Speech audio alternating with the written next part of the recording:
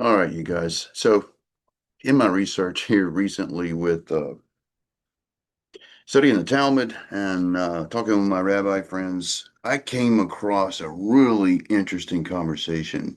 One of the guys I know, and I'm subscribed to his channel, but the other guy I did not know. But I have come to respect greatly because of his journey and where he comes from. His name is Asher Maiz. I have since I've discovered him, I've seen almost half of his videos already, which are not really long. Most of them are like 10, 15, 20 minutes long. But they are packed full of, I've just been absorbing his information because he comes from a perspective that I'm very familiar with. I'm familiar with coming from Protestant Christian beliefs, transitioning to where, I'm wearing a kippah and I'm trying to keep Saturday Sabbath and all that kind of stuff. And then moving from there, realizing that, the Jews didn't have it figured out either. He's coming from the other direction. He's coming from Hasidim and he's about to join the Catholic Church, you guys. But that's a whole nother story. I don't agree with that part of it, but he has found Yeshua, and he has called BS to the rabbis and the Talmud, and he's oh my gosh, I mean, talk about a thinking person. This is what I love: a free thinking persons that question man-made traditions. So I would consider him a purist when it comes to the scriptures, just as I am. I consider myself a purist. I don't, I try to eliminate all of the traditions, you guys, very much like Nehemiah and Ezra. Okay. So Asher Mays, very proud of this guy. He did an interview with Dr. Golan Broshi, who I am very familiar with. He has the channel One for Israel. He is a PhD in rabbinic studies. Particular, he is a expert on the Talmud.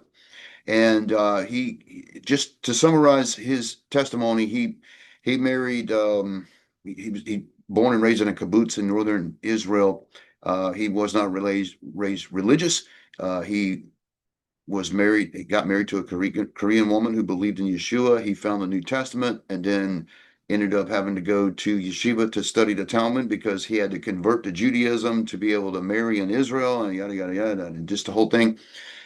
And he, at the same time he is studying the New Testament, he is studying the Talmud. So he's a great resource in the sense that he is unadulterated in his journey. He starts from basically an atheist home when he discovers Yeshua, but he has the ability to unbiasedly and without a preconceived notion weigh those two against each other. Listen to this. I want to watch this interview with you and then comment on because this is fascinating to me. That and by the way, I'm engaging with these kind of Jews all the time, especially here where I live now, and the ones that believe in Yeshua. And by the way, something very profound happened to my rabbi friend recently, or since our engagement, that I think is life changing. I'll get into that at some other time. That's not the point of this, but I sent him this video and he did not have a really good reaction to it because I believe it it confronted him. I think he has still some ego to let go of and maybe some cognitive dissonance. But Yah sent me to this video just out of the blue. And it's only 5 days old, you guys. An interview 5 days ago, and it's excellent. Let's watch that together and learn something here. All right. So this is from the perspective of Jews who did not know Yeshua and then have an encounter with him. And by the way, I think this is what's different about my friend the rabbi. He knows Yeshua, he knows who it is, but I don't think he's had an encounter with Yeshua yet. Okay. Hold that thought. Let's watch this together. Just bear with me on this, you guys. This is a really good interview. Okay. I will talk about the guy's channel here afterwards and show you where it is. Ash Mays, great job. Let's listen to the conversation here.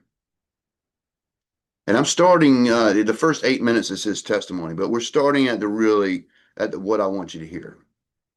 To the discussion, because essentially, if you say if somebody who is a Christian or a Messianic Jew or somebody says to a Jewish person, another Jewish person, that the New Testament continues the Old Testament, or that Jesus is the Jewish Messiah, or anything like this, you're instantly met with, "What are you, nuts? There's no Jesus found in the Old Testament. There's no hint of it.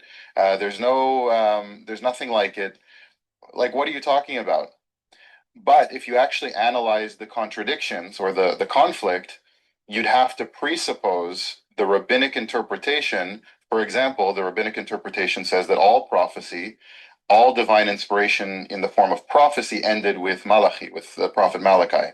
Exactly. But that's a rabbinic interpretation. So if you don't accept the rabbinic interpretation, you're free to read the New Testament and see it as the continuation of the Old Testament. So what By I the way, Asher, I love it when you mentioned Malachi, because Bible scholars are saying the last prophet was Malachi, and Mark finishes the first gospel. Mark, according to scholars, Mark finished exactly with the hope that Malachi left. So that's what I'm talking about when I read the Talmud, or the Mishnah tractate Brachot. Compare that to Mark. What's better continues the biblical hope for the Messiah. rabbinic system is saying you're reading all these interpretations into it to get your view, but it's actually the rabbinic interpretation that has to review everything through a different lens to then counter the claims of Christianity or Messianic Judaism. Right? I'm just going to pause here for 1 second because I have a fan I need to adjust.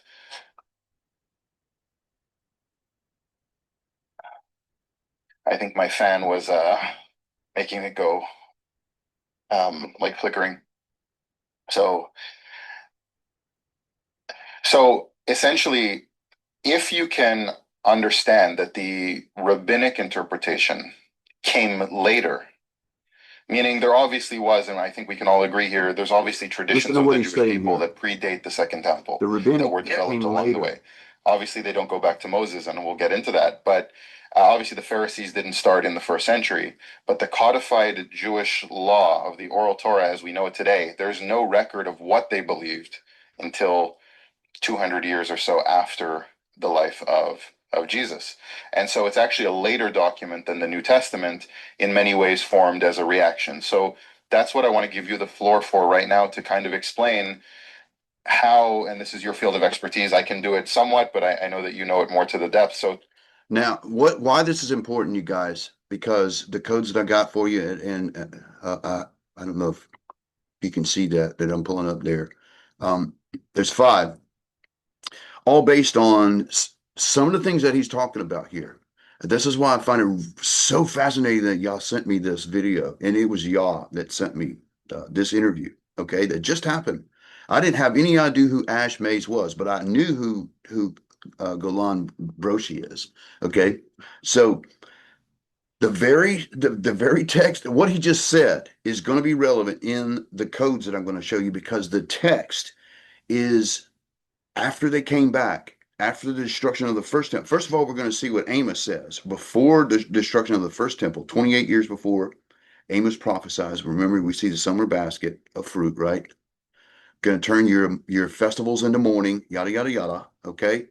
They're coming back 70 years later, 71 years later, the temple is being rebuilt. Okay. They have completely forgotten everything in the time that they're in Babylon. All right. And we're talking about Judah, not the northern tribe, Israel. Israel goes into diaspora 722 BC. Okay.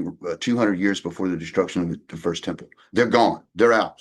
Right. This is who Yeshua's coming back to go after when he says, I came for the lost sheep of Israel, the northern tribe. That Judah was already back. Okay. So Judah goes to Babylon for 70 years. And they, just like going to Egypt, they pick up some bad habits. And the bad habit, what I'm talking about, I don't mean this in a disrespectful way, but it's the oral tradition, because they forgot the Torah. Okay.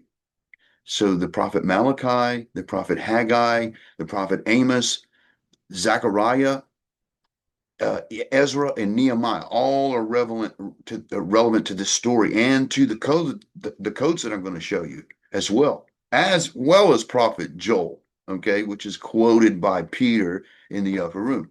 So listen really closely to this conversation because they're about to blow the doors off of some misconceptions, okay? Especially the timing of when the New Testament was written and when the Talmud was finally written, okay? All right? So in the time of Yeshua, there's only oral. Rabbi so and so said this, and so said that, and so said this, and so said that. Never it is written. Okay, it's a distinction. Yeshua came and said, "It is written. It is written."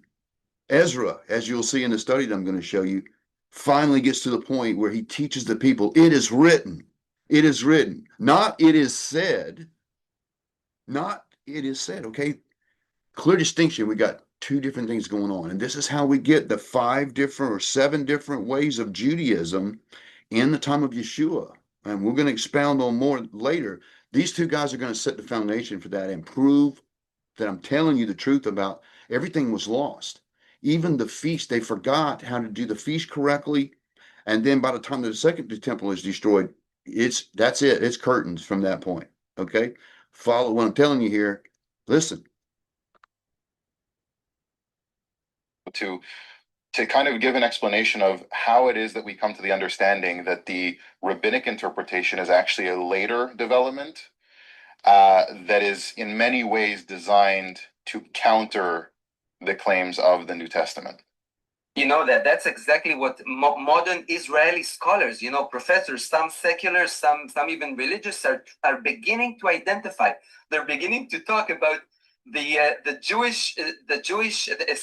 Christian roots of the Jewish faith, and they mean messianic roots of the rabbinic, because they're beginning to realize that the documents of the New Testament are much earlier than anything we have from the oral law. Now, when you grow up in Israel, you believe that, of course, Moses got the oral law and the written law, but when you study it more, you realize that the Pharisees only entered the historical stage, maybe, if you want to push it, the 2nd century BC. 2nd century BC, when we start seeing in Jewish documents Alexander the term Pharisee. Exactly. Now we're talking about rabbis, the Pharisees, and he's talking about 200 years BC. You know what else it comes about 200 years BC, which is very Hellenized, and he's talking about Hellenized rabbis, Pharisees, and that's the Book of Jubilees. The Book of Jubilees comes on, and it is revered in Judaism as an early work of Jewish mysticism. Okay, listen very closely here now. The term first. So 2nd century BC. But the funny thing is, and most Jewish people don't know that. They say, okay, so Rabbi Judah the Prince, Rabbi Yehuda Nasi, okay, he edited the Mishnah. He wrote the Mishnah in the 2nd and 3rd century AD. But you say, well, no, wait a minute. No.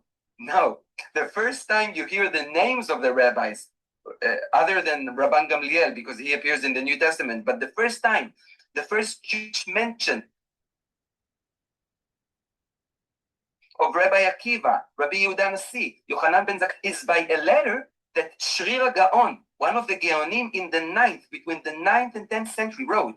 So the first written evidence for the people of the Mishnah, the heroes of the Mishnah, appears only something like 700 years after Rabbi Judah the Prince lived. And not only that, the first written copy of the Mishnah, of the whole Mishnah, is called, Parma copy or Kaufman, and it's only from the 12th or 13th century AD.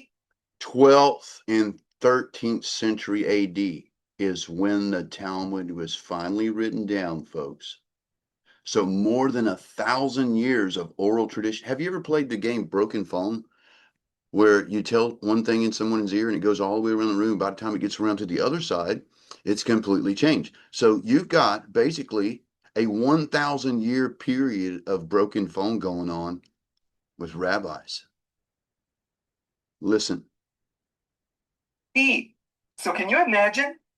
We're supposed to believe that a set of rules was given from Moses 1,500 years before the time of the New Testament, and was somehow written exactly when the Pharisees entered the stage of history, but you don't see it. You don't see any evidence, any archaeological, historical evidence until the 13th or 12th century AD.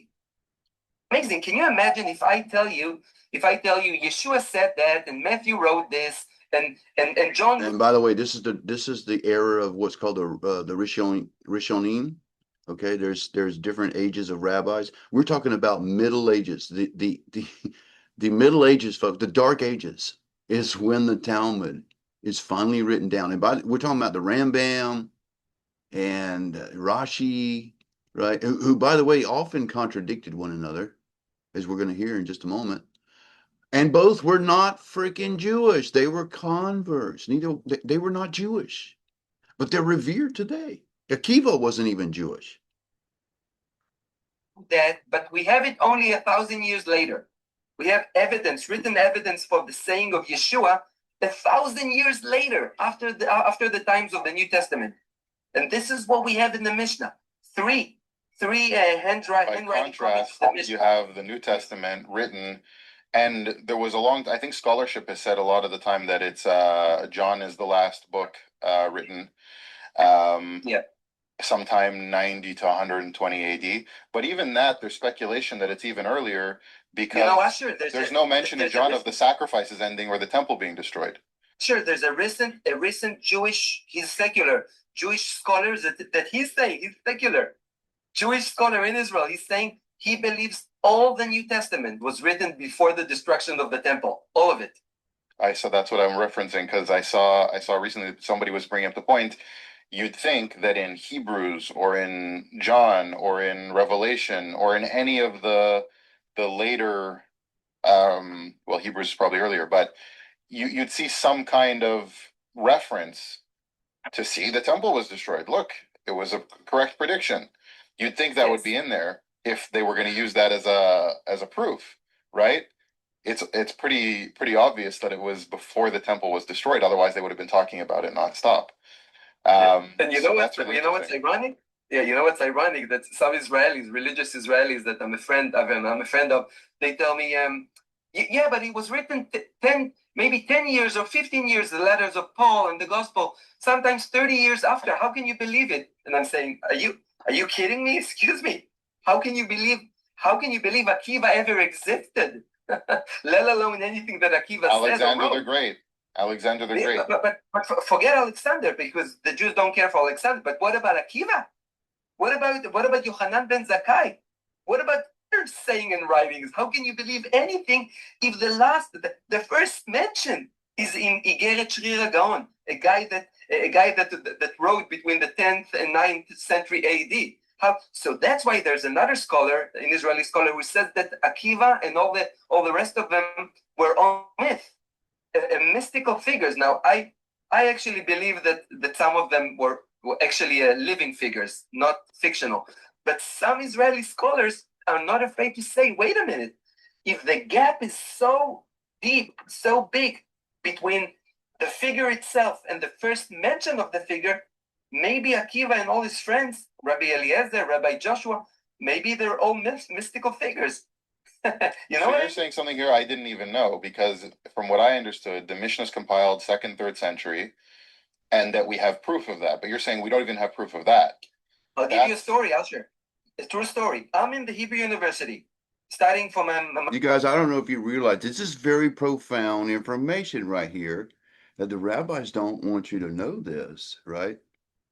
That the Talmud, the written Talmud, actually came about, and that's why the title is the Rabbinic Judaism was a reaction to Yeshua. Okay? This is deep right here.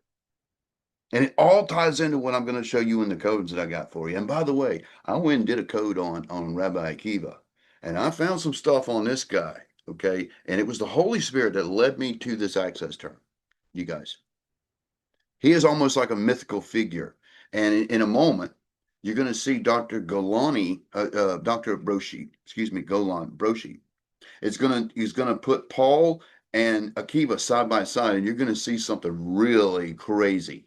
Okay, it's almost like Akiva was an invention from Paul. The rabbis made a mirror image of what Paul was, like the rabbinic side of what Paul was. Okay, you got to, it's the craziest thing. My MA, even minding my own business, I find myself in a class for the Talmud. The course is about the Talmud, the oral law, and especially the Talmud. And the professor is a religious guy with a kippah sruga. How would you say kippah sruga in English? Like a knitted kippah. Exactly. For Orthodox is a knitted kippah. The professor. Now, in the beginning of the course, the first class, came an ultra-Orthodox student, with a black blazer and a white shirt. And he listens. He sits in the first row and he listens. And the professor is saying, listen. The professor is saying, yes, Rabbi Judah the Prince edited the Mishnah in the second and third century, but he edited it orally. Now we were shocked. What do you mean? How can you edit something orally? Well, he said, I cannot tell you that it was written because we don't have any evidence. The first evidence appears in the 9th and 10th century with the Geonim, and the first copy of the Mishnah, as I said, is the 12th. So the ultra Orthodox student, where he was steam came out of his ears. He's like, are you crazy? Well, are you crazy? What are you talking about? Of course he edited of course it was written in during the time of the Mishnah. And the professor was trying to explain, no, as historians, we cannot say that because we didn't find any evidence, any written evidence. And the funny thing was that it was the first class and the last class that I saw this ultra-Orthodox student. He was so aggravated, he couldn't stand it, the historical evidence. He couldn't stand it that it debunks, it rebukes everything he knows about the oral law, and it didn't show up anymore. So when you get this question, I mean, we could go into, I made a video about it. You have books about it, demonstrating how the oral law cannot be back to Moses. So I want to get a little more into the details here with you that maybe I haven't had a chance to present, or things that I'm missing that you would know. So I want to take this opportunity to go through that. I understand, and I'm not familiar with it, there is internal evidence in the Mishnah and in the Talmud that show that it is by admission in response to Christianity. For example, admitting that it's so that the Greeks won't steal it, and so on. Can you elaborate on that? Yes. So there's a passage actually it's a midrash. I don't know how you say rabbinic commentary. Rabbinic commentary or allegory or story. Yeah. Yeah. There's a midrash which explains why wasn't the oral law written? But it goes even further. It says when Moses gave the 2 Torahs, God said you're only allowed to write the written Torah, and you are never allowed to write the oral Torah. Of course, this is adding to the commandments of the Torah, because nowhere the Torah says you're not allowed to write the oral Torah. There's no oral Torah. But never mind that. The Midrash says, but why? Why did Moses receive 2 Torahs? And they said that's the mystery, because there would come a time in the future when the Gentiles would say, we are Israel. We are Israel because we copied the Torah to Greek and it belongs to us, and we are Israel. And God will tell the Gentiles, I only know Israel by the mystery that I placed in Israel. And the mystery is the Mishnah. So whoever has the oral law is the real Israel. Now, of course, Israeli scholars are saying that this midrash wants to attack replacement theology, which of course I'm totally against. I'm totally against replacement theology. But that's an example for the scholars to show how the midrash is responding to the church fathers saying that we are the new Israel and the Bible belongs to us. It's an anachronistic claim that doesn't fit in the timeline of history. You'd have to already understand that there are Gentiles who speak Greek who believe in the Old Testament, and that's what you're trying to refute. And I saw an interesting debate with Eitan Bar? Yes. Bar and an Orthodox rabbi. I didn't have a chance to watch the whole debate, but I caught bits and pieces while I was skimming through. where he says, and the reason why it wasn't written down is so that the Gentiles won't steal our Torah our oral Torah like they did with our written Torah.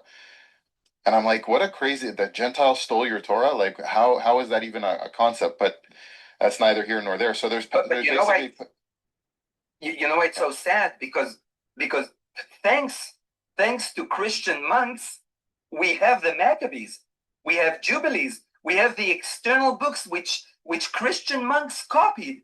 If it wasn't for Christian monks, we wouldn't have what we call in Hebrew most of the Sfarim Chitzonim. You call them the Apocrypha, you say in English? The Epigrapha? Depends who you ask, but Apocrypha or Deuterocanon, depending on if you're talking Catholic or... So only thanks to so-called Christians, I don't know if I don't judge their heart. Christian monks back in ages copied the book of Maccabees, the book of Jubilees, the many books which came between the Old Testament and the New Testament, copied them and preserved them for the Jewish people, and that's how we know about Hanukkah, thanks to them. So blaming Christians, this is amazing. Instead of thanking them, we're blaming them. Now again, after living in a kibbutz full of Holocaust survivors, I can understand all the hate, believe me, personally, I can understand all the hate there is for what in the name of Christianity or in the name of Yeshua was done to the Jewish people. I can understand it. I actually had a conversation recently. I'm going to keep who it was private, somebody, a prominent person, but it was a private conversation, so I'm not going to go into too much of it or say who it was. Essentially, people are attacking the Vatican, the Catholic Church, for apologizing to the Jewish people now. Other groups of Christians are now attacking the Catholic Church, not only for saying nice things about Jews, which maybe they think is too far or whatever it is, but for apologizing at all for anything, which I think everyone can agree that the Catholic Church committed atrocities against the Jewish people throughout history. It doesn't mean they're bad or their beliefs or theology is bad. It means there was bad people that did bad things, and an apology. Yeah, in Yad Vashem, in the Holocaust memorial thing in Jerusalem, there's a shderat etzim, row of trees that are planned for Chasidei Umot Olam, righteous Gentiles from the nations, and many of them were not told that as Israelis, but if you search the names, many of them were good Catholics that really believed in Yeshua. And my father's cousin, my father was born in 1943. His cousin, who they adopted because her parents were killed. She was my father's from England. His cousins were in France. She was saved and protected by a Catholic family in France. That's why I always tell Asher, that's why I'm always telling Israelis, don't judge a religion or a philosophy or a worldview by its abusers. You know what I mean? Right. Exactly. I would also say that same thing about Judaism or Protestantism, or even those, like they were saying, people coming out of the Catholic Church. The Catholic Church got a bad rap, and it is the reason why I don't like to call myself a Christian, because of when I interacted with Jewish people, and if they have any kind of whiff that you are, and when you say follower of Yeshua or Jesus, they immediately think you're Catholic and you're a crusader. Okay, and what happened with the Crusades? A lot of Jews were killed, yada yada yada. It's like it's a bad reputation. So I don't want to be associated with that. I try to approach it at just like Golan, as it's another form of Judaism. Yeshua didn't come to start a new religion, you guys. And Christianity came about because of Constantine and the Roman Catholics hijacked the way. So I differ with Ash in his assessment of who the church is. I don't think the Catholic, but that's where he's heading. Is he because he's walking out of Judaism, okay, and he's following Yeshua, but he thinks the Catholic Church has got it figured out. And what he's going to find out, just like I did when I went from Protestantism to seeing what the Jews were all about, and I quickly figured out the Jews were just as confused as I was. Okay, so he's going to figure that out as well, and I have to respect his journey, right? And my friend. as well, who his whole world was turned upside down here recently. And I'm going to probably expound on that a little more. And by the way, I'm going to show you the Akiva code after we get through this interaction here. Okay. So, interesting time we live in, and I'm kind of,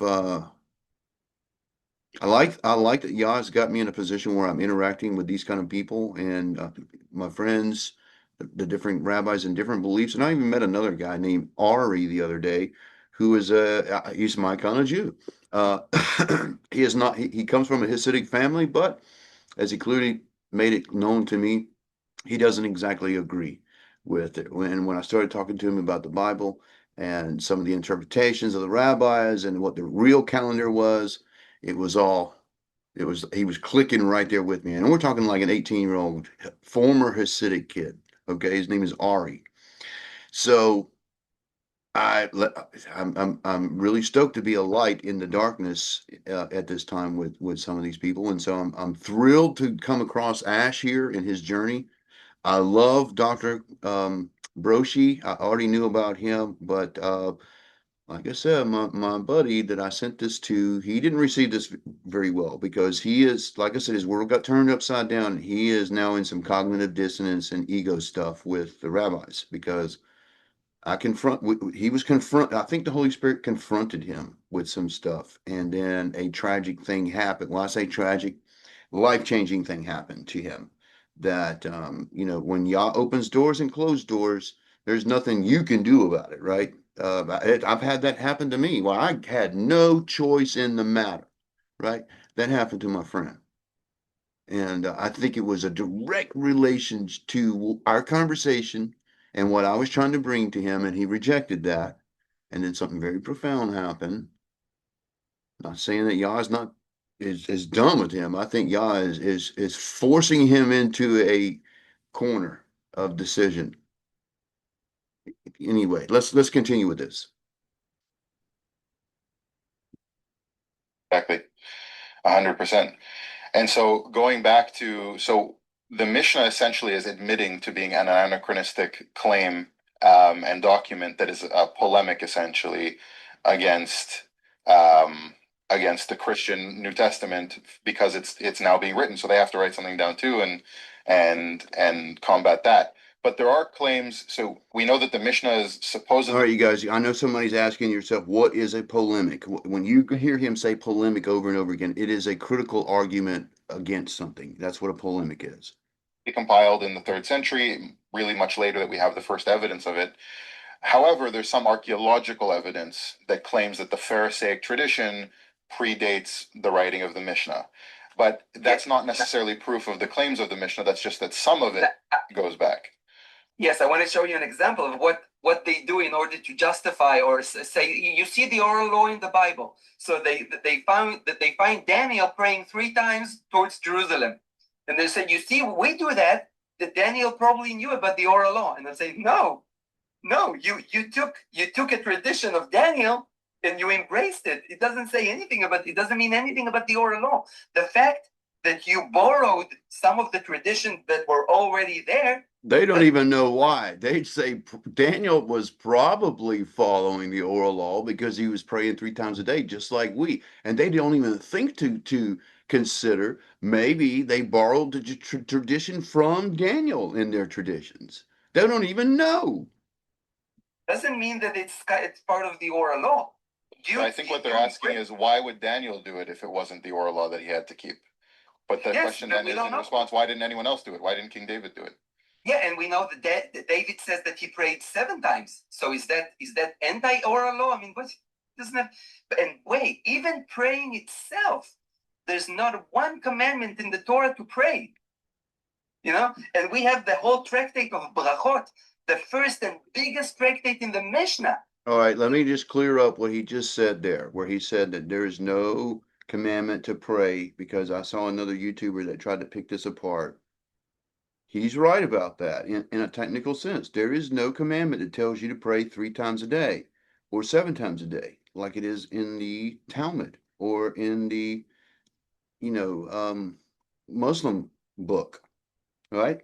There's nowhere that tells you how many times a day. It tells you to be there for his Moedim and for his Sabbaths and all that kind of stuff. But there's nowhere that tells you for day to day that you're supposed to pay at 7 o'clock and 8 o'clock and none of that. It doesn't say that nowhere, right? We pray, but it alludes to that you can pray anytime. You're open to pray anytime, right? So he's right about that. Tells you how to pray, when to pray, with whom to pray, everything, when to pray. Actually, the biggest, most important tractate, Brachot, is the beginning of the Mishnah. And scholars are now realizing how revolutionary the Mishnah is compared to anything Jewish before it, let alone the Old Testament, because it's the first Jewish writings, the Mishnah, that opens with a question. Yeah. Until when you can read the Shema in the evening prayer? Until when you can say the evening prayer before it's too late, before it's the morning prayer? It's the first time that we have anything like that. There's Jewish people are asking questions about the halakha as if it's not given from Moses. Can you imagine? Can you explain a little bit about that? How that's more evidence that it's a Greek debate text as opposed to a authentically biblical text? Why would it be Greek? Remember, 200 years before the destruction or before Yeshua comes on the scene, we're talking about the time of the Maccabee, the time of the Greek ruling over there. We had Hellenized Jews, Pharisees, that were doing things like writing the book of Jubilees and things like that. That's my next point, that not only that it opens with a question until when you can pray the last, until when it's too late to pray the evening prayer, before it's morning, before it's time for the morning prayer. Not only that, there's given three different answers by two rabbis and then majority rabbinic. So Eliezer is saying until the priests are coming to eat dinner. Let's make it simple. Then the rabbis are saying until midnight. And Rabban Gamliel is saying, well, until the first light. So not only that it opens with a question, it gives you three different answers.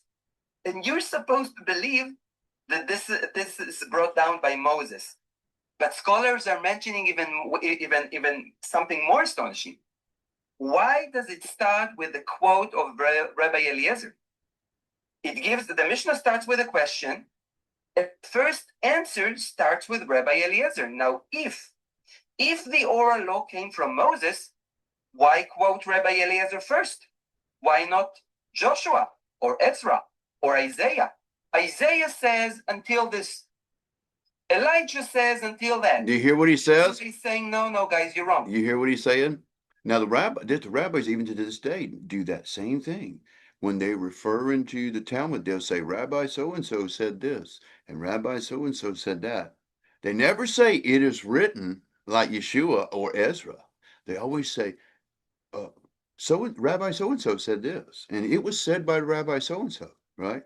Now, for the Talmud, they cannot go all the way back to Mount Sinai. They got rabbis we're talking about many years after the destruction of the temple, where we got rabbis commenting on it and these things, and that's where it goes, right? And remember, it was the 1200s and 1300s when the Talmud is finally written down, right? And up until that point, we got broken telephone. Why quote Rabbi Eliezer? Why Eliezer? And it gets even worse. Scholars are saying, wait a minute, if we start quoting Eliezer, we have a problem now, because we don't know what Eliezer himself studied. Who did Eliezer quote? If the Mishnah first quote comes from Eliezer, because the first answer comes, Rabbi Eliezer says until the priests go to eat dinner. Who did Rabbi Eliezer himself quote? What did Eliezer study in the yeshiva? And scholars don't know. Religious scholars are saying we don't have an idea. In other words, we have nothing prior to Rabbi Eliezer because he's the first person quoted. In other words, when we get a ruling on how Shavuot is kept, it is sometime between 200 years after the destruction of the temple and the 1200s, where we get a ruling from a rabbi that had never seen the temple in his life, telling us how to keep Shavuot. Do you see the conundrum now, folks? Do you see what I've been trying to hammer this? We got a problem. We have a serious problem.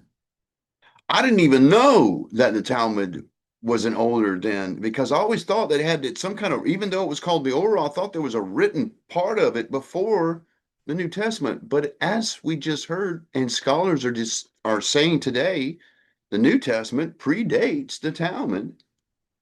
And the New Testament probably predates the destruction of the temple in 70 AD, because some people believe that Revelation came in like 90 or something like that. But yet it never says anything about the destruction of the temple, which leads scholars to believe that it must have been written before the destruction of the temple, which makes sense to me. What? We got a problem, folks. We're following rabbis and looking, and I'm guilty of that, going after what the rabbis were doing because I thought it was right, and they were just as wrong.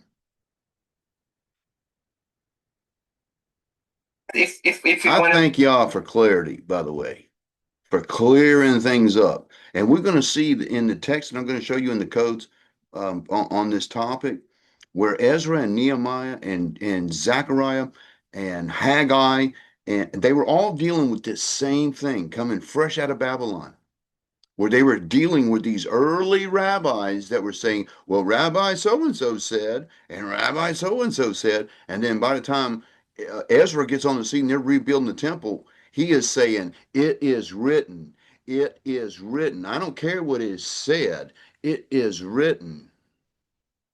Hear me when I'm telling you now, there's something going on here.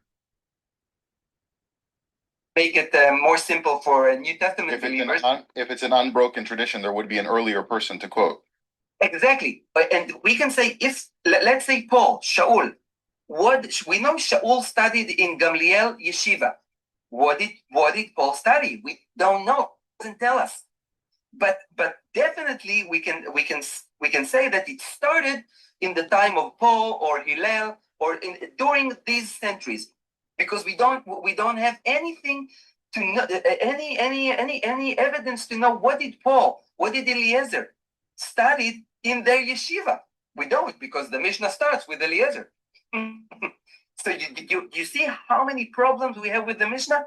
This is why one of the top Israeli scholars is saying the Mishnah, we should start seeing the Mishnah as an independent manifest or a law of the Pharisees. Has nothing to do with the Torah, with the written Torah. Nothing it's an independent law, and we should study it as an independent law, codex of law that has nothing to do with the written Torah. What's interesting, the only evidence to show that the oral law as we know it today even existed at the time of Jesus, the irony is that it only exists because Rabbi Gamliel is mentioned in the New Testament, and that Jesus says to the Pharisees, or to the people following the Pharisees, hey, there's these rabbis with this tradition and so on. But it doesn't say what that tradition is. It doesn't say that they're not teaching the law. That's exactly what I'm telling my audience. Let me sum up what he's just telling you here, that they don't even have a record of a Talmud in the time of Yeshua, and the only record of any rabbi supposedly from the Talmud is from the New Testament when it mentions Gamliel. You gotta be kidding me. Orthodox friends, my Jewish religious friends, I'm telling you, I believe Gamliel existed, and Nicodemus, Nakdimon, which also appears in the Talmud, I believe this is so the rich, thanks to the New Testament. If I was dependent on the oral law, how do I know that Gamliel exists? Josephus doesn't mention him. Church fathers, Jerome mentions Hillel, Shammai, and Akavia, which may be Akiva. Scholars saying maybe it's Akiva. So Jerome mentions only three of them. But Gamliel, Rabbi Joshua, Rabbi Eliezer, Rabbi Judah the Prince, Yohanan ben Zakkai, never mentioned. So if it wasn't, you're right, if it wasn't for the New Testament, we would have thought that it's all a myth. The whole thing is a myth, and Gamliel never existed. So rabbis will point out to that. A certain individual, I'm sure we're both aware of, will say, "Hey, but look, in I think it's Matthew 23, where he says." Says the Pharisees sit in the seat of Moses, but it doesn't say sit in the seat of Moses. That's not what it actually translates to. It's more like sat down in the seat of Moses. But he says, yes. But what he says afterwards is they've created heavy burdens. He says they sit in the seat of Moses because they're teaching you the law, but they've created heavy burdens. So he's obviously describing a situation, because Orthodox Jews will say, even Jesus says the rabbis are authentic. He doesn't say that. He says they are there to teach you. That's authentic. But they've made heavy burdens that they don't even keep.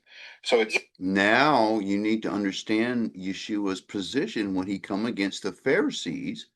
He was coming against the heavy burdens of the Talmud, of the oral tradition that they were stacking on the people, that they weren't even keeping themselves because they were hypocrites, and he called them broods of vipers.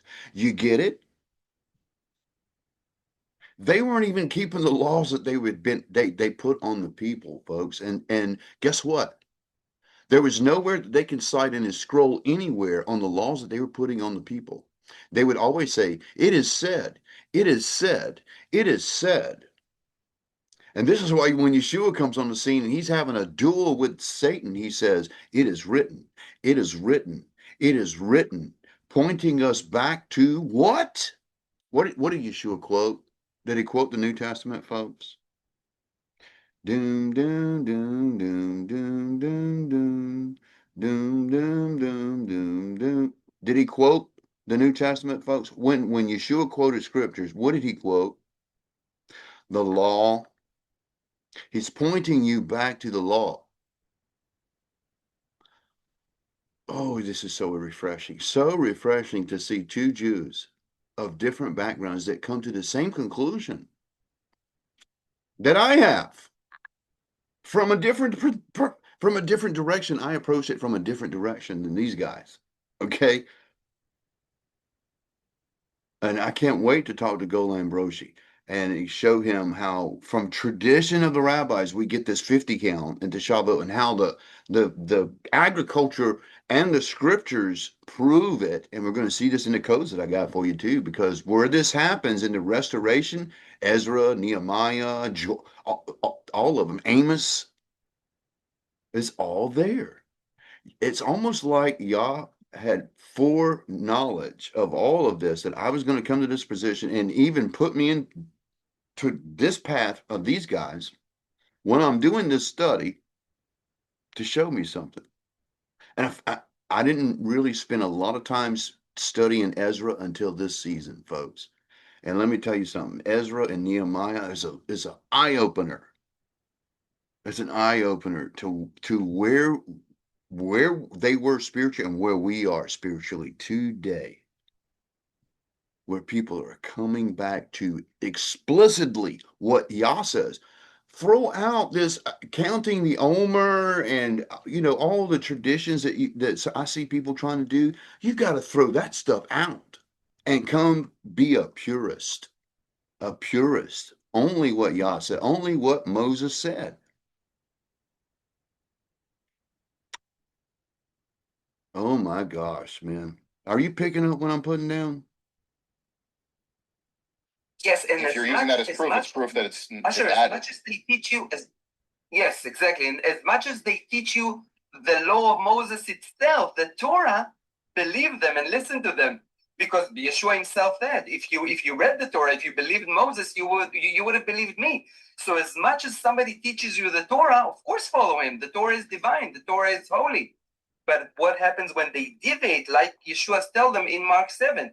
By your traditions, you make the word of God void, but by no effect. Right.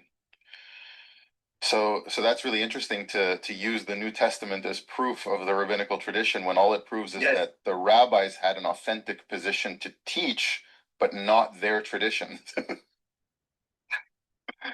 Exactly. And there's another Jewish professor, by the way, he's also Orthodox, he's also a religious professor, Daniel Boyarin, which says in the first century there were many Judaisms. many sects in Judaism. There wasn't the Judaism. There's many Judaisms. All right. Only after. Now we yeah, need to let me understand finish this. saying only after. We need to understand this. Some will say there was 3, some there was say there were 5. I've even seen where we identified at least 7. At least 7. What do you mean by this? All right, so after the first temple is destroyed, before the first temple, everybody is unified in temple worship. It's only when they go to Babylon after the first temple is destroyed, folks, that when they come back, that's when we start seeing splinter groups like Sadducees, which were going to be a part of the priesthood, and the Levites, and then the Pharisees, which are going to be your rabbis, and then you had even another group, which were probably Sadducees that were discounted. All right, so when they come back, there were some Sadducees that, or some Levites and some priests that had become polluted, and they had intermingled and married and all that kind of stuff, and they were no longer qualified. You'll see this in Ezra, where they are disqualified from the priesthood. Okay, so that would have been another group, right? And then we see another group at Yeshua's time and 200 years before Yeshua. So in the time of the Maccabees, when the temple was being defiled, another group called the Essenes come on the scene. So at the time of Yeshua, you had Sadducees, Pharisees, you had Hasmoneans, you had Zealots, and within the people of the sect of Zealots, you had another subsect called the Sakri. And the Sakri were like the assassins. They carried a spike or like a dagger, and they would kill in like stealth ways. They would in a crowd, they would like shank somebody and keep walking, right? Then you had Essenes. Did I say that already? I don't even know if I said that. But then you have the Nazarenes, the ones that fought. This would have been the Messianic. All right, so he's talking about 2 Judaisms at some point. He's going to talk about at the end of all this, there's only 2 left. So we've identified there's at least 7 in the time of Yeshua. And I think they were probably on different calendars too, you guys, because we can see 200 years after destruction of the temple, there was at least 5 different ways they were trying to keep Shavuot. They were confused 200 years after destruction, okay? So in the time of Yeshua, they were probably, because they had integrated Babylonian things and different beliefs and different counts and stuff like that, it was at least 7. Now, Yeshua doesn't address calendar issues, so I think it was pretty much summed up with Ezra and Nehemiah, because they had figured it out and understood it had a lot to do with agriculture. But somewhere between Ezra and Nehemiah and Yeshua's time is when things got really corrupted. Okay. And so by the time Yeshua comes on the scene, the priesthood, everything is completely corrupted. Okay. But y'all had a plan because he was going to do something with Yeshua. Right. So the rabbis, in my opinion, and what I read from the text, had lost it. And I'm talking about the Pharisees, not the ones following Ezra and Nehemiah, who had it figured out. They were keeping what was written, not what was said. Okay? It was the ones that follow what was said that would eventually be the ones that were facing the destruction of the second temple and losing their lives and trying to struggle to survive for hundreds of years afterwards. Okay? The ones that Yah was judging, not the ones he delivered with Yeshua, and that had left and had gone looking for lost sheep. They weren't even in Jerusalem when it happened. Okay. And by the way, he had given them his Holy Spirit on Shavuot, fulfilling that day to the moment. And then the temple's destroyed. Nobody's coming back to Jerusalem for feasts and festivals anymore for many, many, many hundreds of years. And when they do, they start mourning because they come back and they see there's no temple. And what they do is they start doing Tish B'Av. Tish B'Av. And what is Yah hidden right in the middle of Tish B'Av? Shavuot. I figured it out, folks. I'm going to turn your feast into mourning. Anyway, I'm going on a tangent. Let's get back to the interview. After the temple was destroyed, we were left with 2 Judaisms. Yeah, Messianic Judaism and Rabbinic Judaism. And of course, Rabbinic Judaism became what we know today as Judaism. Yeah, but that was, he said, only after the destruction of the first temple. Before that, the Jewish world had many sects of Judaisms competing each other. I find it very funny, something that comes up a lot, because you say the competing sects. There's also sects that were never there because they left Israel in the first temple, such as the Ethiopian Jews.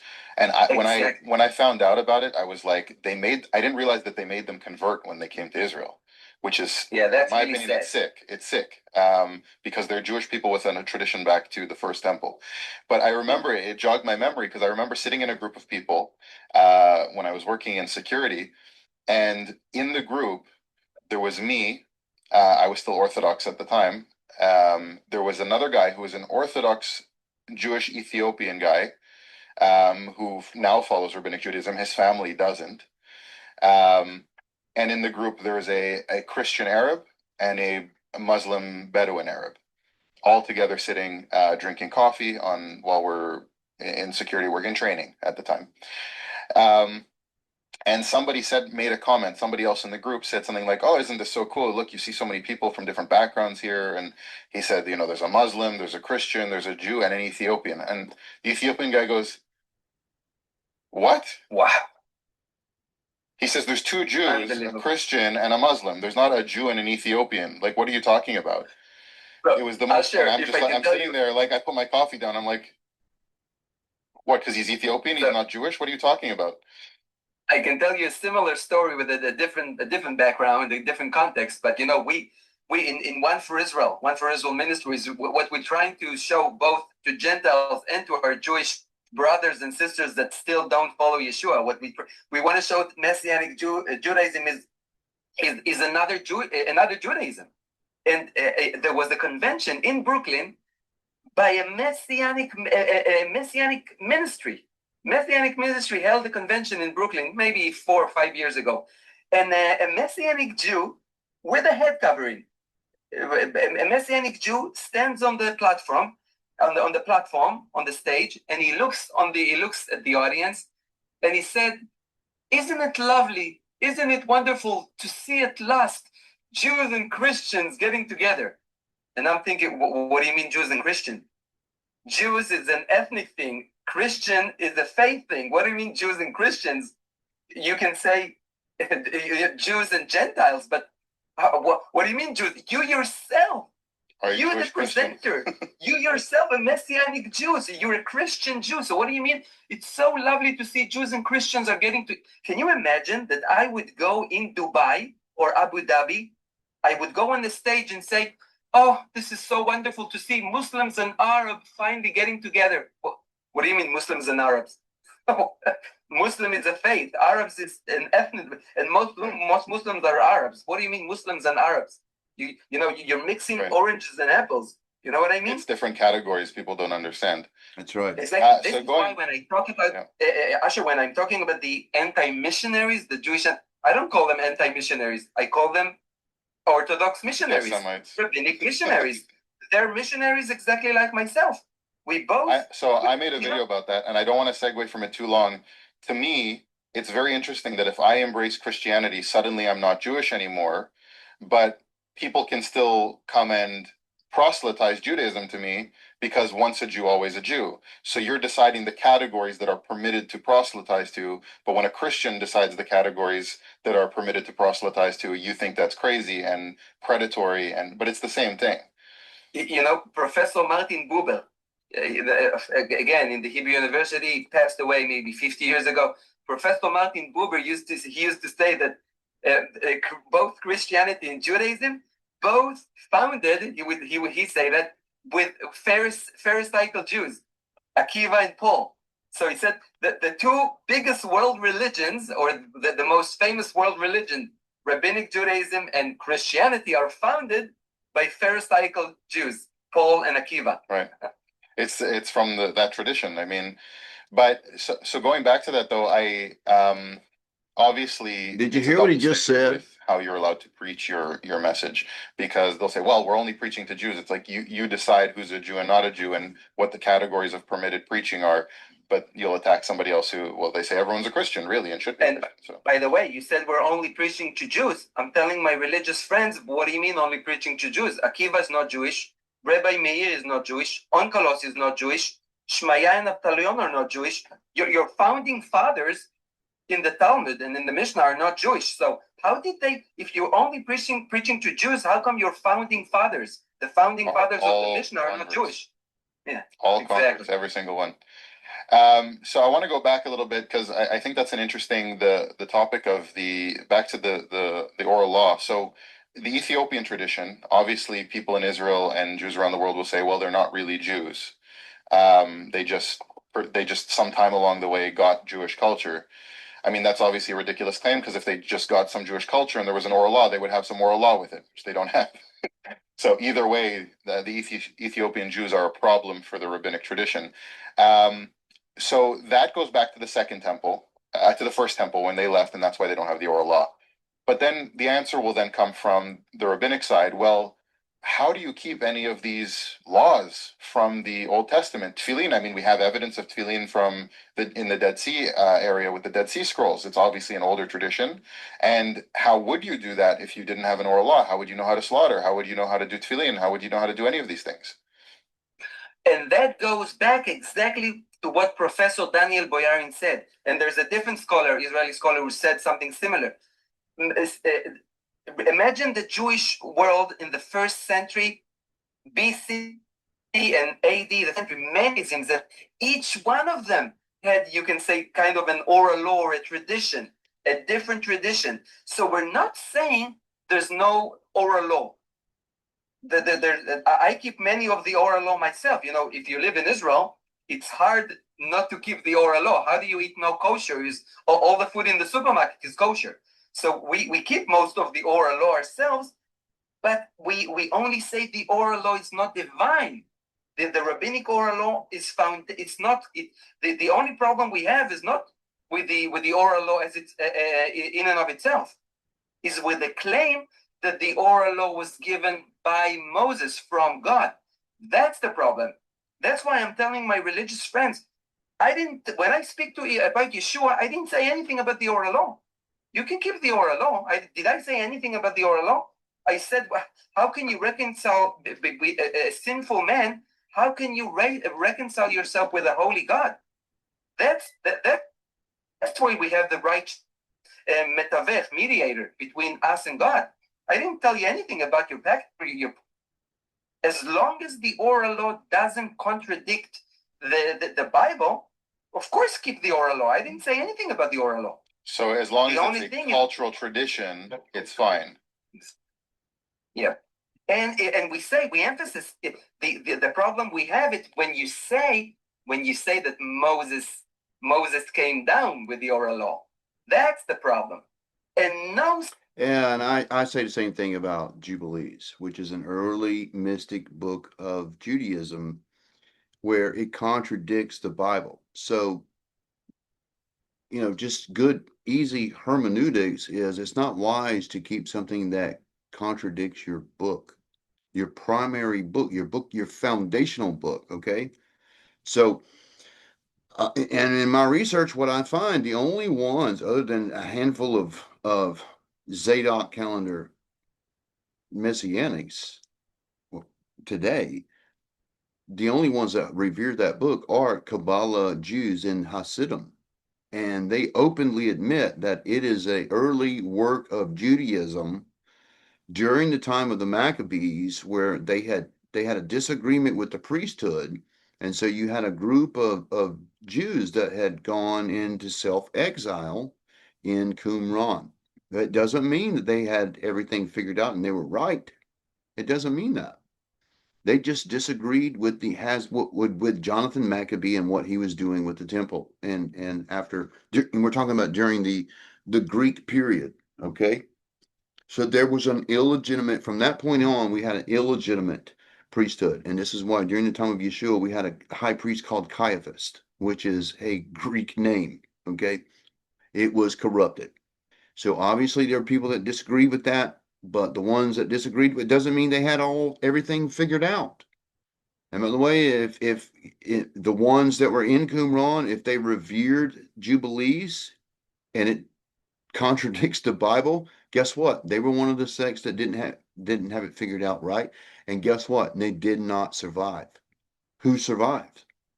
The ones following Yeshua absolutely did. Okay, but it wasn't the Essenes. The Essenes gone.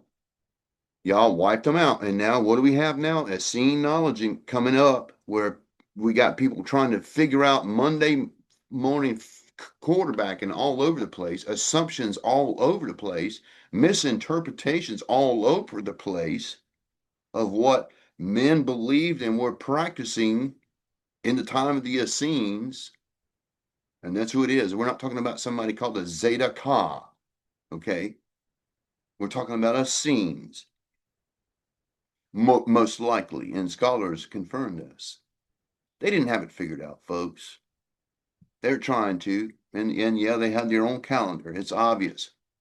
And by the way, they didn't just go by the sun or just by the moon. It was both. But somehow we get a solar only calendar out of it because of Jubilees. Anyway. Sect. No sect in the Jewish world that had tradition said that it came from God. You know, the Essenes or the Dead Sea Scroll writers, they had traditions, but never they say it's an oral law we got from Moses. Never you find it. You only find it with the Pharisees, even though all the other Jewish sects had their traditions. Of course, you got to have traditions. How do you build the sukkah? How do you decorate the sukkah? How do you slaughter a chicken? You know, the Torah doesn't say anything about In other words, the Pharisees who were part of the Essenes, and they believe that to this day, folks, Jubilees comes from them, okay? And they believe that Jubilees comes from Sinai. So this would be part of the oral tradition that was written down in the form of the book called Jubilees. It just never made it into the official Talmud because many people saw that there were contradictions all through it, and they didn't accept it. That only a handful of people accepted it. And there were clearly contradictions. It's almost like two writers were arguing over the right way. One wrote one way and the other wrote the other way. It's very typical of Talmud because that's what you see in the Talmud, where you got contradicting arguments over something. So it's very typical of that. But the Jubilees, the difference in Jubilees is it's highly Greek influence, meaning that it absolutely came 200 BC before the time of Yeshua because it comes in the Greek period. And that's why it has Greek overtones to it. Technical requirements that they're saying you need an oral law to do those are not even the important parts. You're presupposing the rabbinic attitude to say you need a rabbinic interpretation for it. So when God says slaughter, he says, so this comes up a lot. Well, God says slaughter as I have commanded, but we don't see it anywhere there. How do you slaughter then? How is God commanded? You're saying the technical detail is not the important part. People listening to that back then would have known how to slaughter an animal pretty definitively. Exactly. So I'm talking to a rabbi, and he tells me, yeah, but the Ethiopians also had an oral law. And I say, exactly. But it's different. Their oral law is different than yours. So what do you do with that? Of course they had an oral tradition that they kept, because the Torah, you know, there's a Jewish scholar called, actually he's Orthodox also, Yoshua Berman, and he's in Bar Ilan, and he's Bar Ilan University, and he says the Torah is like constitution. The laws of the Torah are like a constitution. So of course you would have some kind of tradition to keep them. And we have many traditions. The Ethiopian Jews also had traditions. Why do you not accept them? Because they contradict your oral law? Oh, so don't tell me that they had an oral law and it's proof for an oral law, because their oral law contradicts your oral law. So you have to dismiss them? No. Why can't you embrace them? All right, the reason why that's important, he's talking about Ethiopian Jews that have a tradition from the first temple. that contradicts the oral law from Tananim of the Second Temple. They contradict. And by the way, this guy points out that when the Ethiopian Jews finally come back to Jerusalem in the modern times, that the Hasidim Jews are trying to get them to freaking convert over to what they believe, right? It's to their traditions. It's absurd. That's what, and it is absurd because they have a later tradition than the Hasidic Jews that are in Jerusalem now. It's absurd. So would you say that the that tefillin that they found, let's say Dead Sea Scroll area, this is proof of some kind of concept of something you would tie physically to your arm that went back to Moses, or not even that? I think that tefillin, and I know it could sound extreme, so I apologize in advance, but I think it's a kind of a kameh. How do you say amulet? An Kameh? amulet. Yeah. Where amulets Amulet. come from? Amulets come from Kabbalah, guys. So the strap that they wrap around the arm and the little box that they put on their forehead, and he's talking about this is in the Dead Sea Scrolls, folks, this comes from Kabbalah. It comes from the mysticism Jews, right? So more than likely it's going to come from the Essenes who the modern day Pharisees identify as their predecessors. Okay. He's exposing that it comes from mysticism. The rabbis picked it up. I don't think they invented it.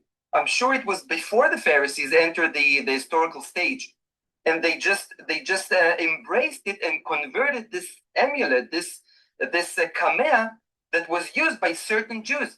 But some rabbis even admit that the Totafot in Deuteronomy 6 are a sign, but a spiritual sign. So there's no indication that it has to be physically tied to you. So exactly. I have somebody in the comments on one of my videos, they said, look, they found tefillin at the Dead Sea, and how would you tie this? It says tie it to your arm, bind it to your arm, and bind it to your head. I said, first of all, it doesn't say bind it to your head. It says bind it between your eyes. So I don't know why you're putting tefillin here when it says bind it between your eyes. But yes. Also it says in Proverbs, take wisdom and tie it around your neck. Is that supposed to be taken literally also? Exactly. Now, Asher, I would need your help in English because the Mishnah actually admits that the tefillin is a kameh, is a lucky charm, because it says there that I think in Tractate Shabbat, but either Sanhedrin or Shabbat, it says that a certain woman was koma'at for a husband, the tefillin, and they use the verb koma'at from the word kameh. So I don't know if you can explain it better in English. So koma'at would be like with a koma'at from the word kameh. So in Hebrew, essentially, for anyone watching, the root, the shoresh of a word can be manipulated by prefixes and suffixes to become a verb or a noun in different tenses. So the root here for the amulet is being turned into a verb form to, I guess, amuletize. It's like a made-up word. You can only do that in Hebrew. You can't do it in English. Exactly. And it's amazing that the Mishnah would use that word and not use a different word for korechet, kosheret, just tie. Why don't just use the word tie? Why use the word that is the root word for kameh, for an amulet that she was emulating, as you said, the tefillin was on his arm. Meaning, and of course you cannot. There's other passages in the Talmud that says that tefillin are used as a kameh for against evil spirits and stuff like that. So there's other passages, but even the Mishnah, which is earlier than the Talmud, admits that it's an amulet. So what I think a lot of the anti-missionary rabbis get into is when you try to bring anything up, they say, well, don't use the oral law as proof for anything because you don't believe in it. And it's like, no, we don't believe that it's definitive from God or binding, but it is evidence of Jewish history and culture and thought. And so what I want to get into now maybe a little bit is there are oral traditions that I guess the written copies predate the Mishnah, Seder Olam Rabbah and stuff like that, for example, that are validating to the fact that Jews prior to the Rashi, Rambam, maybe earlier than that, but essentially the later polemical changes, that the Jewish world prior to that believed in Christian type theology. They rejected Jesus, but they believed in the same theology. And I'm not just saying that there's a Messiah or that he's divine or that God can exist in three persons. I'm even talking about the insufficiency of the law, for example. You know, Asher, there's a scholar, a woman, a scholar, Israeli. I don't know if she's religious or not, but she made the bold claim that until the Rambam came, Jews didn't have a problem with anthropomorphic. I don't know how to say that word, but God appearing as a man. Yeah, right. The Jews never had a problem with God appearing as a man until the time of the Rambam. This is a Jewish scholar, not a follower of Yeshua.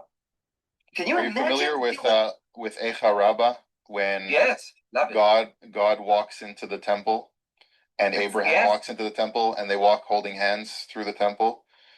Look, there's Asher. There's an amazing book ascribed to Akiva and either Rabbi Joshua or Rabbi Eliezer, two of the most most famous rabbis of the Mishnah. And the book is called Shiur Koma. How would you translate Shiur Koma in English? I don't know. The lesson of heights.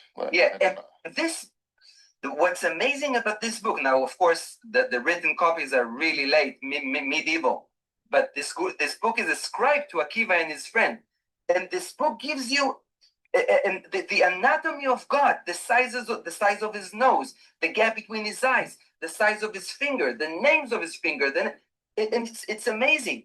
When is this text from?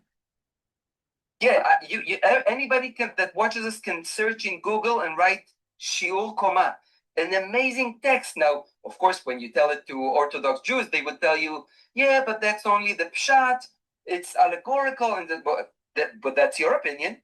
The text never says it's allegorical. The text itself never said this is only the pshat. How do you say pshat? The simple literal meaning of the text, the literal meaning. The text is just there. If it's not comfortable to you, it's your problem. But it gives you the measures. So the first time in Jewish history, we have the Torah talking about God standing on the Mount of Olives, God eating with, or not eating with, but the people eating and sitting with God on Mount Sinai. You have God coming in a human form to Abraham. You have God sitting on a throne with fire and all kinds of stuff. All these different times that God is described.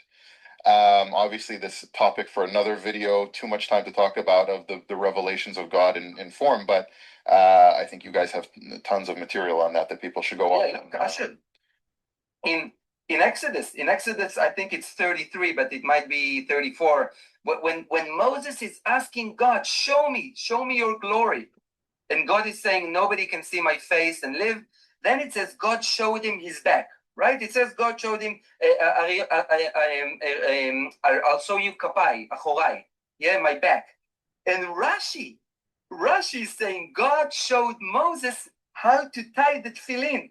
So God gave Moses an example. So you want to tell me that you Orthodox Jews don't believe that God has a body? To tie the tefillin on his body. I was gonna go somewhere else with this, but since you bring up Rashi anthropomorphizing God, I think this is a beautiful place to go with the discussion. So really, there's a few earlier figures, but the big two that are quoted, cited, and change the Jewish view of God and the Messiah and Messianic prophecy are Maimonides and Rashi. Rashi being 11th century, Maimonides 12th century. But they do it in two different ways that are contradictory to each other. So Rashi undermines the Messianic prophecies more so, and the Rambam undermines the nature of God from an earlier standpoint. So Rambam is a Aristotelian Islamic philosopher, essentially. Under Muslim guidance and influence in his area, he's not allowed to say certain things in that area. And people miss that point entirely. If he said God exists in such and such a way, around Muslims of the time who are both Islamic and Aristotelian in their philosophy, they would behead him. So he's not even allowed to talk in that terminology there. He's allowed to criticize Islam or Christianity, but he's not allowed to say things blasphemous about God from a Muslim standpoint. I think he meant to say he's allowed to criticize Judaism and Christianity, but not Islam. I think he misspoke when he said he's allowed to criticize Islam. Only place where I thought where he might have misspoke here. Point. So people miss that entirely. But the other thing is, he's saying you can't anthropomorphize God. It's all allegory. There's no example of God with a form.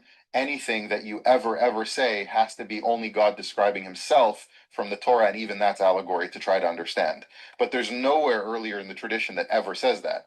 And Rashi changes messianic prophecies. Isaiah 53 is about Israel, so on, but he does anthropomorphize God. So they're contradicting.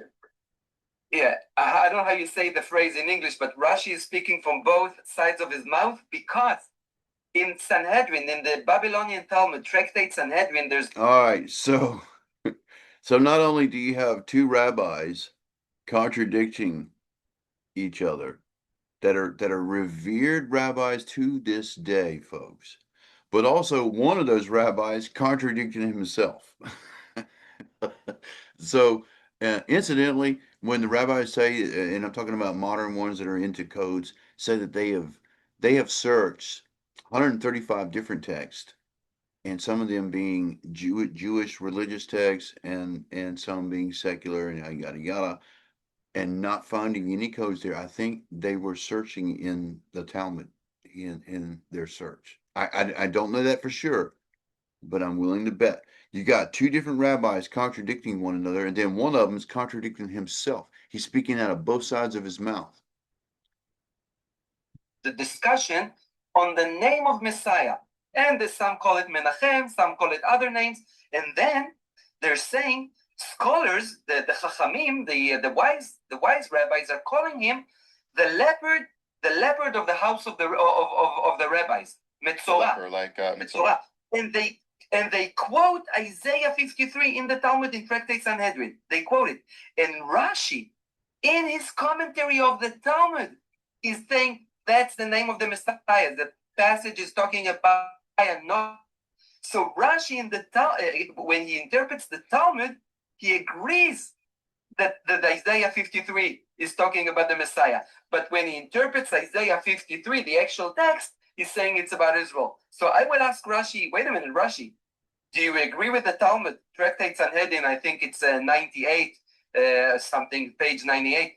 Do you agree with the Talmud that Isaiah 53 is a messianic prophecy about a single figure Messiah? Or who are you preaching to, Rashi? When should we believe you? When you say that? Or when you say didn't know that you could pull up two tabs on Google at the same time and put them side by side. I didn't know that. With the Rambam, the problem when you go into that rabbit hole of the Greek philosophy, you end up losing the entire Old Testament, because then Rambam would tell you, well, Adam and Eve were not physical figures, and Abraham was not necessarily a figure, a physical, and Noah. It's all allegorical stories. So if you take the Rambam to it. All right, so this is a really good point. The Rambam believed that all of the figures of the Bible, most of the figures of the Bible, were all just stories. They weren't real people. We're just supposed to learn from these stories, okay? Think about that, folks. Think about that. And even to this day, you got people in Judaism who believe that Moses never even existed. It's absurd to me. It's absurd. To its extreme conclusion. Extreme. What do you end up with? You know what I mean? So you got to be with really a fable, like a mythological story. Exactly. Job. There's a discussion in the Talmud if Job ever existed, and the Rambam is saying no, Job never existed. He was only a proverb, a mashal, allegory. So I try to explain to people, and this is where I get, this is where I start to get demonized as a self-hating Jew and all kinds of stuff like that. for pointing out written things that are true in the text. This is not about Jewish people. This is about Jewish theology and text. We can go through the different figures, and I bring this up. People get really mad at me. They say you're trying to demonize one point to undermine Judaism, and it's a straw man. So I'll bring up that on flawed medical science from the 2nd century, Rabbi Eliezer says that to do a kosher circumcision, you have to suck the blood from the circumcision wound. Yes. And people say you're being this. All right. If you're watching my video of this presentation and you have little children in the room, I want you to remove them from the room right now, because I'm going to explain to you what they're talking about. And this is a perfect point to prove that the tradition of the rabbis are demonic and absurd. Okay? The point he is bringing up right now about the Brit Milah, the circumcision. Okay? Children are removed. Let's continue. And if you didn't, you better pause this video, because I'm going to go right into it, what he's talking about, this tradition. It's in the Talmud, folks. And they do it to this day. And you're going to be grossed out.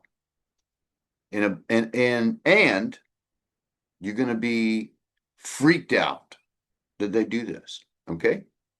So, when on the 8th day of a Jewish baby, in a lot of Hasidic and Orthodox communities, when a baby is born, particularly a male baby, and it's circumcised, they have a ceremony, a ritual ceremony that takes place of the circumcision. But because the Torah tells us to circumcise, but it doesn't tell you to do this. This comes later with rabbi. Some crazy rabbi somewhere said, "Oh, let me put it in my mouth. I'm going to put it in my mouth." Did you hear what I said? At some point, some rabbi just decided that it's a kosher thing to do, even though the Bible says not to eat blood, that when they circumcise a baby, they take the penis and they put it in their mouth. I am not making this up, folks. They put it in their mouth and they suck the blood. And what this guy's pointing out, that medical science has proved that this is the source of many bacterial infections over the years for Jewish people, because it's a horrible tradition. It's not something you should be doing or anything that God commanded you to do. Yeah, circumcision, but he didn't tell you to put it in your freaking mouth, you moron. And yet it's in the Talmud. Listen to what he says here. Children are removed. Listen. Disgusting. A lot of Jews don't even agree with that. I don't personally agree with that. And you're just using it as a slam dunk, they call it, to try to make Jews look bad. I said, no, you're missing the deeper point.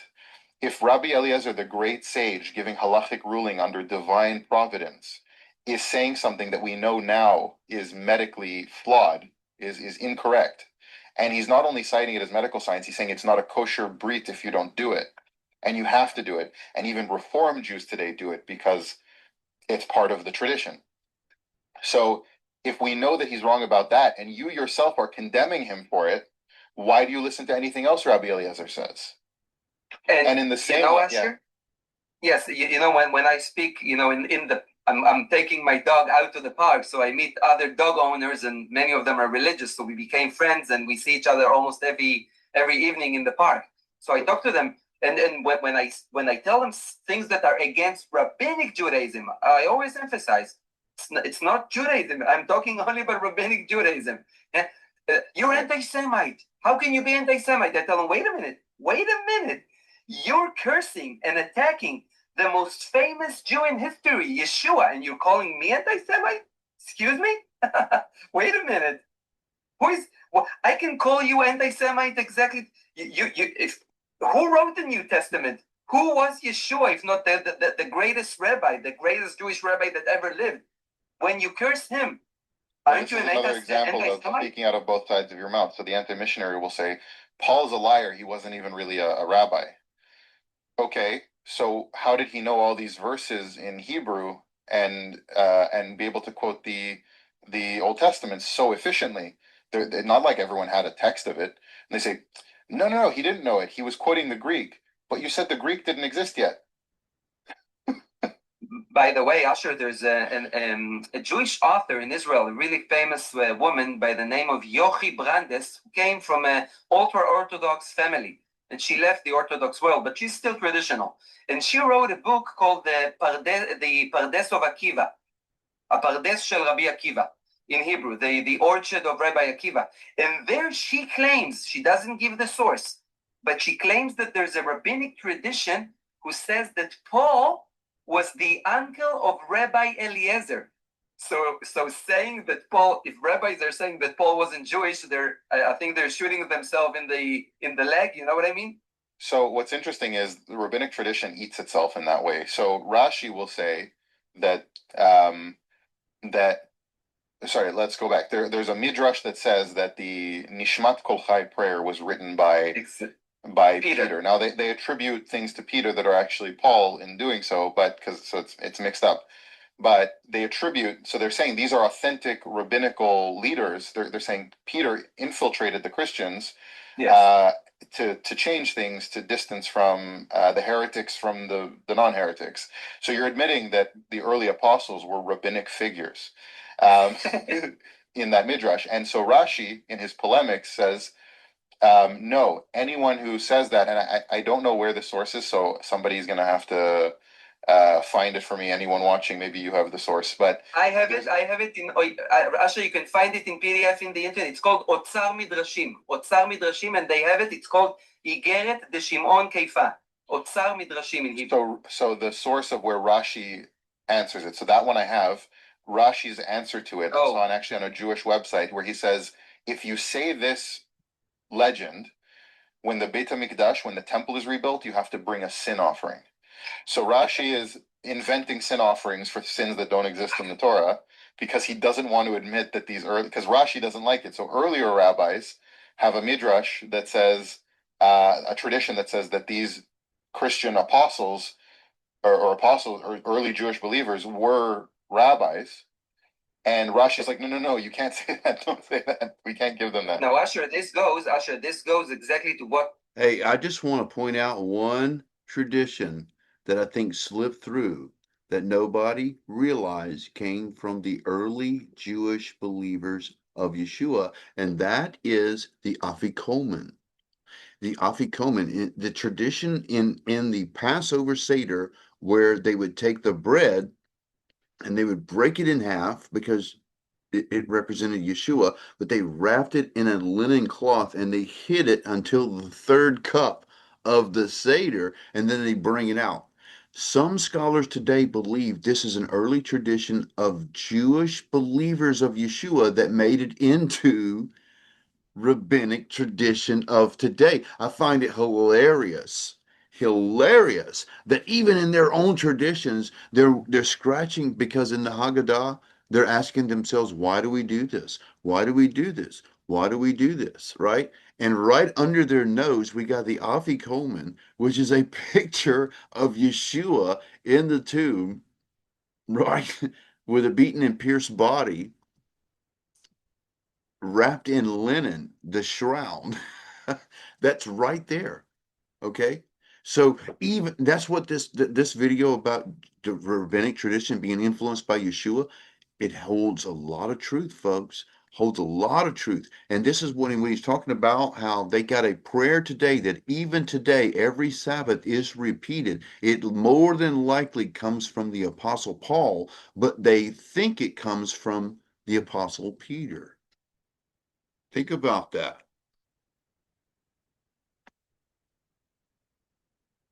What we opened with, in that praise the Lord, we live in a fascinating time in scholarship, in Israeli scholarship, because more and more scholars are saying that the whole oral law, the concept of the oral law, not every dot or till, the concept of the oral law is as a whole is a reaction to the teaching of the disciples, to the teaching as we read in Acts 2, to the gospel, to the New Testament. The concept of the oral law. I'll tell you even more. Daniel Boyarin says both Rabbinic Judaism and Messianic Judaism both believe in the Logos. Only the Messianic Jews said Yeshua is the Logos. But Boyarin said the rabbis knew that this is what Messianic Jews believe, that they believe the Logos became Yeshua. Yeshua is the Logos. So they also believed in Logos, but their Logos is the oral law. Now, if you can find Yeshua in the Old Testament, the rabbis would say we can find our Logos also in the Old Testament.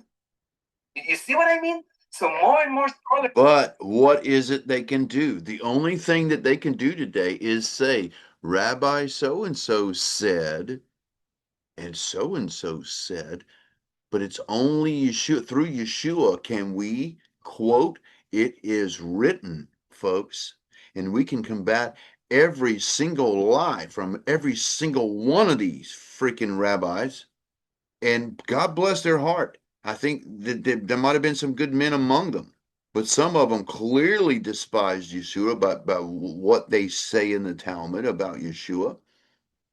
And they were inspired by demons. And furthermore, after the first destruction of the temple and the second, Yah clearly removed his spirit from them. I'm going to show you that in the codes that I got for you. And so what we have after the destruction of the temple is dumb and blind rabbis that they're starving for the hunger of they're starving for the word. Not a famine, not of bread, but of the word. There was no prophet and there was no high priest and no ephod, and they were starving. And what do? Confusion consumes them. And they start making up just weird, crazy stuff, folks. Google what I said about the circumcision and see if not what I didn't just tell you is true. What the rabbis do, some Orthodox rabbis do what I just told you. It's disgusting, and that comes from the Talmud. There's a lot of other things in the Talmud that we don't even cover in this. They're just hitting on the bullet points about the confrontation between the Talmud and Yeshua, and how both of these guys found Yeshua through the New Testament and reading that and believed what they read. I find listen, this is a great testimony, and I'm trying to get my friend to see this, that he has the same capacity of amazing testimony. Right now, in my opinion, in my humble opinion, he's not being very courageous. Okay. I'm just being humble here. I love this guy. I love this. I would give my life for this brother, by the way. And I'm witness to what's going on with him right now. And it's not happenstance or just coincidence that I'm teaching all this stuff at the same time this is going on. I don't think so. I think Yah is doing something. Threshing floor time. That's what it is. Threshing floor time. He's going to take away everything that he cannot use. And only the valuable is going to be left. Somebody's hearing me if it's only one person. And you know I love you, brother. Threshing. It's not to destroy you. I'm speaking because I've gone through it, brother. I've been through threshing for 3 years. And it's not to destroy you. It's purify you. He's doing something. Just like he did with these two men right here. And you guys, I'm going to show you a code here in just a moment of Rabbi Akiva, one of the rabbis that they're talking about, one of the early ones. He's even a mythological person. There's no hard record of this guy, in other words. And I know it's going to offend some Jewish people. That if they ever see this, they're going to be highly offended. Possibly even my friend, my brother, because this is one of the rabbis that are revered. Okay. And I'm just a schmo. I'm nobody. I just heard the Holy Spirit say what I found in the code there. And so let's get through the rest of this, and then we'll look at that, and I'm gonna wrap it up right there. Okay. Are now seeing Rabbinic Judaism as a reaction to Messianic Judaism. Beautiful. And I think you're close to your time limit here, if I'm not mistaken. Yes. You have to go. So it was a pleasure having you on. If you could briefly, first of all, where can people find more of your videos on the topic is One for Israel? All right, you guys, you can find him at One for Israel. You can find him at One for Israel. We're going to wrap it up there on that section of it. And I'll show you the code that I got. So you know, in this rabbit hole that I've gone Close to your on this, and I've had to go down many chambers. When you go down rabbit holes, there's going to be many side chutes and chambers that you got to go through. You got to clear those, so to speak. It's very thorough in these rabbit holes that you got to go through, right? So I hear the Holy Spirit tell me or say to me when I'm studying all this, Akiva lied. Akiva lied. And so I said, okay, let me go and see if I can find that. And I did. I did. It was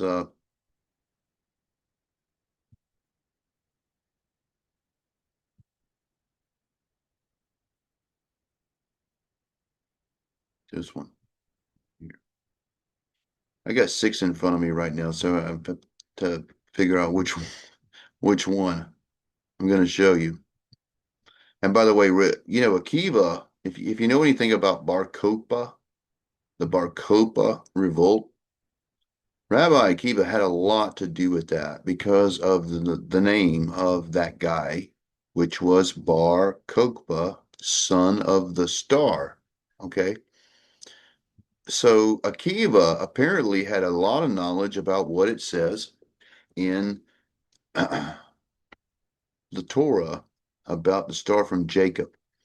And he lived in a time where he saw, because Josephus talks about how there was a star seen over Jerusalem that looked like a sword. It was, so if you can imagine, the long part of the star would have been upward, and so it looked like a sword. And so they have this discussion many years later. I think it's after Masada. Anyway, during the time of Akiva, where he kind of instigates this guy who's called the son of the star to lead a rebellion, right? And after this failed rebellion, there was no longer a messianic age. Jews and rabbinic Jews of that time no longer would hear anything about a Messiah ever, because it becomes so disastrous for them following what Akiva and Bar Kokhba had come up with, right? So Bar Kokhba is up here at the top in the black, both the first and last name. We see Bar, Bet Resh, Bar, and then Kokhba. Bar Kokhba, the son of the star. Now, Akiva lied is in the purple here. We got Rabbi, which is only 2 letters. So you got Rabbi Akiva lied right here. We've got Yosef. His name is Joseph, by the way. So Yosef, his first name, crosses right over that. He is considered what is called a Tanim. He lived in the area of the Tana. So he is considered a Tanim. He is also considered a Chachamim. A Chachamim, which means a sage. That's in the blue there. So Chachamim in the blue and Chachamim this way. Almost makes a check mark with Tananim in the middle of that. He is also one of the rabbis of the Mishnah. Okay, so we find the word Mishnah right above his name in the yellow. Mishnah is also here, Mishnah, and then also right here, Mishnah. And also Yosef, his first name Yosef in the text there. And then I was able to find the word Messiah because he was instrumental in, promoting Bar Kokhba as the Messiah. That it's in the plain text there. And by the way, the name right next to it, look at that, Yeshua, which is a version. We got. Can you see Yeshua's name in there? Yeshua. So he misses Yeshua and he promotes Bar Kokhba. I find that really ironic of that. And then of course I got the verse that's highlighted there, which comes from Proverbs, where he appears. I think is really interesting too. It appears at the end of Psalms and then goes right into Proverbs. And this one right here was kind of interesting to me. Proverbs 1. And we'll wrap it up right here with this quote on Akiva, who lied. Let's start with 15. Wait a minute. What do I got highlighted? Yeah. All right. Start with 15. My son, walk not in the path, walk not thou in the way with them. Refrain thy foot from their path, for their feet run to evil, and to make haste to shed blood. Surely in vain the net is spread in the sight of any bird, and they lay in wait of their own blood, and they lurk privily for their own lives. So are the ways of every one that is greedy of gain, which take away the life of the owner thereof. Wisdom cry out, and she utter her voice in the streets, and she cry in the chief place of concourse, in the openings of the gates in the city, and she utter her words, saying, How long, ye simple ones, will ye love simplicity? And the scorners delight in their scorning, and fools hate knowledge. Turn you at my reproof, and behold, I will pour out my spirit upon you, and I will make known my words unto you, because I have called and ye refused. I have stretched out my hand, and no man regarded. But ye have set at naught at my counsel, and would none of my reproof. I will also laugh at your calamity, and I will mock when your fear cometh. When your fear cometh in as desolation, and your destruction cometh as a whirlwind, when distress and anguish come upon you, then shall they call upon me, but I will not answer. And they shall seek me early, they shall not find me. For they hated knowledge and did not choose to fear Yah. They would none of my counsel, and they despise my reproof. Therefore shall they eat of the spirit of their own way, because they say, it is said, and will be of their own devices.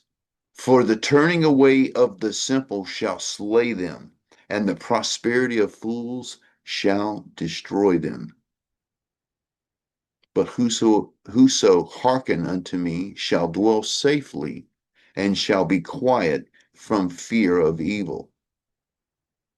And that was the whole first chapter of uh, Proverbs there. I forgot why. Why did I have? All right, that's Jeremiah. I forgot why I had that there. So this is Jeremiah here in the black. Let's go and read that. 5:4. Therefore I said, surely these are poor, they are foolish, for they know not the way of Yah, nor the judgment of the elect. Exactly. Akiva had no idea. And I will get me unto the great men, and I will speak unto them, for they have known the way of Yah, and their judgment is of their Elohim. But these have altogether broken the yoke and burst the bonds. Wherefore a lion out of the forest shall slay them, and a wolf in the evening shall spoil them. A leopard shall watch over their cities, and everyone that goeth hence shall be torn into pieces. That sounds like bad luck, right? That's bad luck. Tish B'Av. Every year that goes by, Tish B'Av, historically, something bad happens with Jews because their transgressions are many and their backslidings are increased. How shall I pardon thee for this? Thy children have forsaken me and sworn by them there are no gods. And when I had fed them to the full, they had committed adultery and assembled themselves by troops in the harlot's house. Shall not I visit thee for these things, saith Yah, and shall not my soul be avenged on such a nation as this? The house of Israel and house of Judah have dealt treacherously against me. All right, so clearly we can see there. I mean, there's a very, for me, the where it is and what it says speaks volumes. So it's clear to me that all of these rabbis that come before are speaking on their own accord. They're speaking from wisdom and from experience, and they're drawing on that kind of stuff. But they're far from the knowledge of Yah. Imagine that. Some of these rabbis are many hundred years after the destruction of a temple, meaning, within 70 years of the first one, and you mean by the time we get back 70 years later, everybody has forgotten? What do you think is going to happen after 200 years, after 400 years, after 1,000 years? What do you think is going to happen? They're going to start forgetting some stuff, folks. They're not going to remember how to do Shabbat correctly. And by the way, y'all's going to take it from him in the first place because he said, I'm going to turn it into mourning. And then the Christians come along and they say, what are the Jews doing? They're counting 50, and let's count 50. It's hidden from you too. That's how we got here. So I'm going to show you those codes in the next video that I got for you folks. And it's several of them. I've got several on that. And when you see where the text is and the restoration years, Nehemiah, Ezra, Haggai, Zechariah, we even see Joel and Amos showing up there. It's all that whole season and what happened there. It ripples into the point where we are now, folks. And Yah's revealing something there because of the days. I mean, the same thing happened in Israel where Yah was giving back his feast and he was revealing, they were relearning. We're in the same place. We're in the same place. And his word, it is written, is going to prove it. And not only that, so does the agriculture. So it is written, and the agriculture disproves these traditions of men. Hang in there for the next video. Shalom to you. Please help out if you can with a donation to this ministry, or consider joining the school that we're rebuilding. You guys, we're coming up with some new software that we're going to be promoting, and I'm going to be teaching, and that's a whole new thing coming up. Please consider that. We ask in Yeshua's name. Shalom.